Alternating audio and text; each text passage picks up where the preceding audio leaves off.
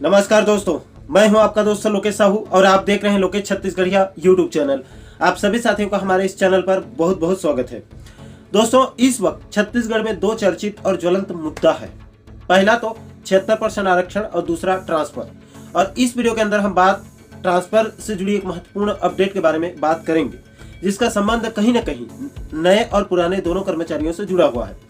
दोस्तों, जैसे कि आप सभी साथियों को पता है कि लंबे समय के बाद प्रदेश के कर्मचारियों के लिए भूपेश सरकार ने खुली स्थानांतरण नीति 2022 को एक बार के लिए खोलते हुए सभी को ट्रांसफर कराने का मौका दिया। लेकिन दोस्तों, सरकार के बाकी योजनाओं की तरह ट्रांसफर नीति 2022 भी आधा अधूरा ही साबित हुआ। दोस्तों, कुछ कर्मचारियों का ही ट्रांसफर नीति 2022 के तहत ही ट्रांसफर हो पाया था और उसके बाद ट्रांसफर नीति 2022 पर फिर से रोक लगा दी गई है और अब बाकी के बचे लिस्ट मुख्यमंत्री के समन्वय समिति के अनुमोदन पश्चात ही जारी किया जाएगा। और कब तक अनुमोदन होगा, ये सरकार के हाथ में है। इसलिए सरकार के ऊपर दबाव बनाने के लिए शिक्षक नेता जाकेश साहू जी के नेतृत्व में 14 दिसंबर से मंत्रालय और संचालनालय का घेराव किया जाएगा। और दोस्तों, मजे की बात तो यह है कि इसी ट्रांसफर में 6 सितंबर 2022 को कैबिनेट की बैठक में सरकार ने एक निर्णय लिया था कि राज्य शासन द्वारा अधिसूचित अनुसूचित क्षेत्रों बस्तर और सरगुजा संभाग के जिलों तथा बिलासपुर संभाग के कोरबा और गौरेला पेंड्रा मरवाही में तृतीय और चतुर्थ श्रेणी के जिला स्तरीय एवं संभाग स्तरीय पदों पर नियुक्त व्यक्तियों का स्थानांतरण, प्रतिनियुक्ति, संविलियन, संलग्नीकरण, ये सभी चीजें जिले और संभाग के बाहर नहीं किया जाएगा। इसके बाद इसको अगले महीने यानी कि 20 अक्टूबर 2022 को राजपत्र में संशोधन करते हुए प्रकाशित भी कर दिया गया।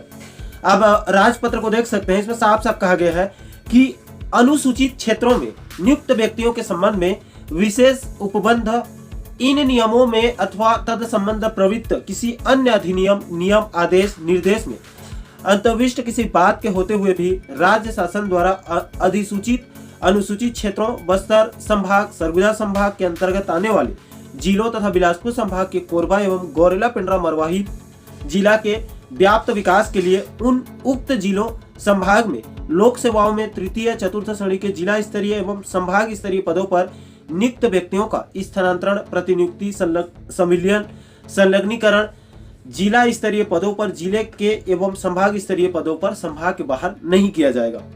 अब दोस्तों, इसके बाद बहस शुरू हो गई थी कि ये जो नया नियम है ये नई भर्ती के लिए बनाया गया है। कुछ लोगों का तर्क था कि पुराने कर्मचारियों के लिए है और कुछ लोगों का तर्क था कि नए और पुराने दोनों कर्मचारियों के लिए ये नियम लागू होने वाला है।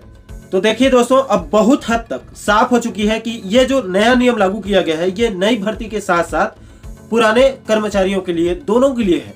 कैसे? तो देखिए दोस्तों, अभी जो ट्रांसफर नीति 2022 के तहत ट्रांसफर किया गया है उसमें बहुत सारे कर्मचारियों का बस्तर सरगुजा के बाहर तृतीय और चतुर्थ श्रेणी के पदों पर स्वैच्छिक और प्रशासनिक दोनों आधार पर ट्रांसफर किया गया है। इसमें शिक्षा विभाग को छोड़कर शिक्षा विभाग में गिने चुने लोगों का बस्तर सरगुजा से बाहर प्रशासनिक आधार पर ट्रांसफर किया गया है। बाकी लोगों के लिए नया नियम का हवाला देकर उनका ट्रांसफर बस्तर सरगुजा से बाहर नहीं किया गया है, जबकि ये पूरी तरह से गलत है।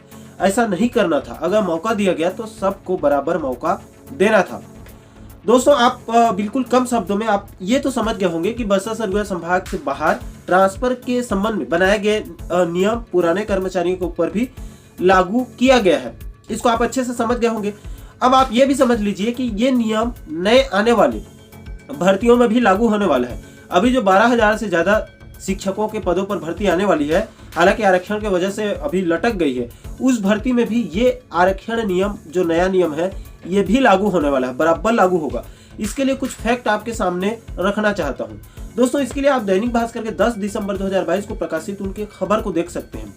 यहाँ पर साफ साफ कहा गया है, इसमें बेसिकली शिक्षा मंत्री के बयान को कोट करते हुए लिखा गया है और शिक्षा मंत्री को सवाल पूछा गया है कि शिक्षकों के हजारों पद खाली हैं, इसके लिए आप क्या कर रहे हैं। तो इसके जवाब में शिक्षा मंत्री ने कहा कि वर्ष 2019 में 14,580 पदों के लिए भर्ती निकाली गई थी, उसमें 12,000 शिक्षकों की भर्ती की गई थी।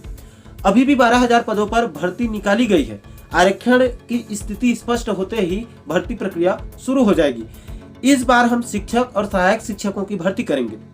बस इस बार नया नियम यह किया गया है कि जिस शिक्षक की भर्ती जिस संभाग में होगी वह उससे बाहर नहीं जा सकता है। इस तरह सहायक शिक्षक जिले से बाहर ट्रांसफर नहीं ले पाएंगे। इसके बाद एक पोर्टल की रिपोर्ट को भी आप देख सकते हैं, इसमें भी इसी बात को साफ साफ कहा गया है। इस बार हम शिक्षक और सहायक शिक्षकों की भर्ती करेंगे। बस इस बार नया नियम यह किया गया है कि जिस शिक्षक की भर्ती जिस संभाग में होगी वह उससे बाहर नहीं जा सकता। इस तरह सहायक शिक्षक जिले से बाहर ट्रांसफर नहीं हो पाएंगे।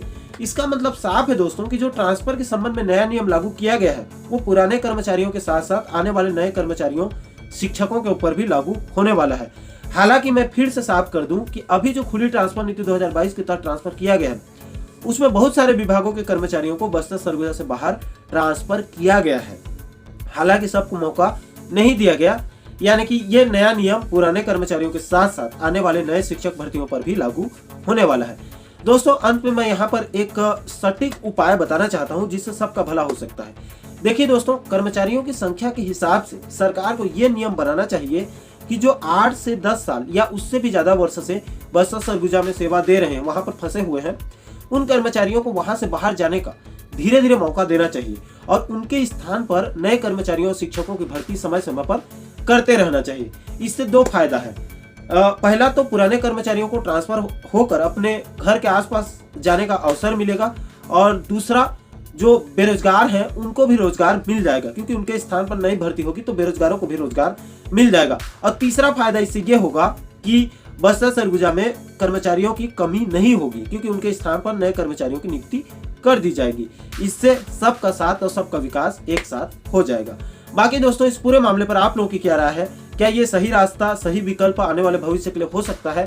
आपके जो भी विचार होंगे आप नीचे कमेंट सेक्शन में अपनी प्रतिक्रिया जरूर दीजिएगा। और ट्रांसफर से जुड़ी पल पल के अपडेट को आप वीडियो के माध्यम से समझना चाहते हैं तो हमारे चैनल को आप सब्सक्राइब जरूर कर लीजिएगा, ताकि हमारे सभी नए वीडियो का नोटिफिकेशन जो है वो आप लोगों तक तुरंत पहुंच सके।